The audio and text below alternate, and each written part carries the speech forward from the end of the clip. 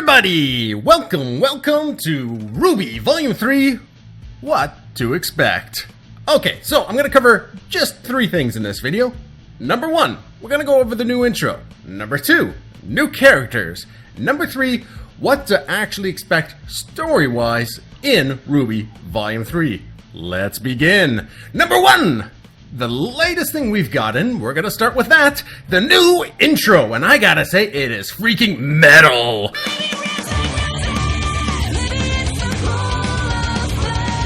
My favorite opening song thus far, but that being said, it's not my favorite opening. It's actually a tie with the high energy action of the Volume 2 opener. If I were to compare the 2 openings though, they are equal in kick-assery. The newer one kicking off with a rampaging Grimm that just gives me bloody chills while watching it. It's kind of like the orc army appearing at Helm's Deep for the first time in Lord of the Rings.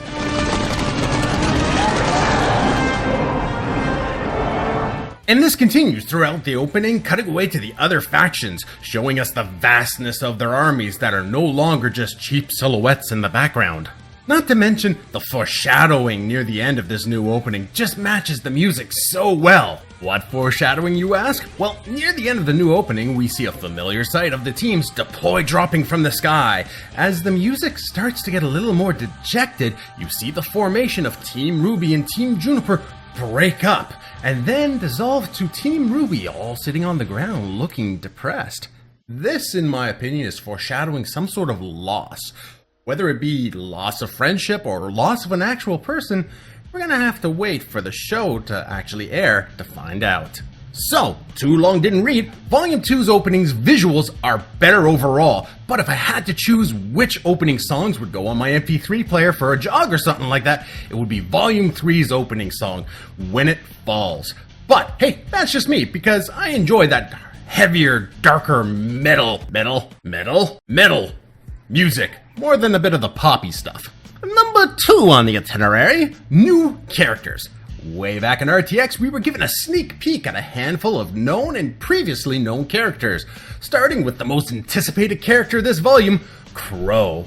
We have been teased with his appearance since Volume 1, when we only knew him by name and his affiliation as RWBY's uncle and scythe teacher, and later in Volume 2, as a stylized 2D outline in Yang's flashback story, ending in Crow saving her and her little sister from the impending Grimm.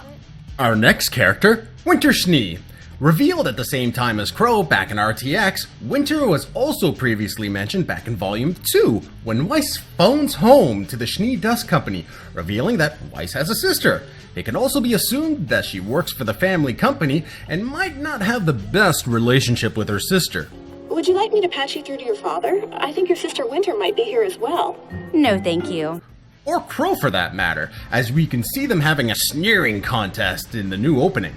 Next is the introduction of a whole new team, Team Aburn from Haven, consisting of, and I'm gonna butcher these names, Arslan Atan, Bolin Horoi, Reese Chloris, and Nadir Shiko.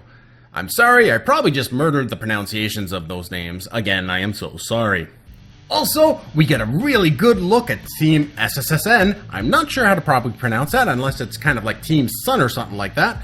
But we get a really good look at them in this new opening, so I'm hoping we get to see them fight together at least once. Then bail to go eat ramen. They're probably fine, right? Probably. Lastly, and this is just pure theory, the team consisting of Crow, Summer Rose, Taeyang Zhang Long, and Raven Brawin. I would love to see a flashback episode showing how this team broke up and whatever happened to Summer and Raven. This picture that they have in the opening gives me the theory, but it also puts to rest my other theory that Raven could be Yang's long-lost sister instead of mother. All I can say is, damn, Huntresses age gracefully in this world. Raven, call me? Lastly, what should we expect from this season?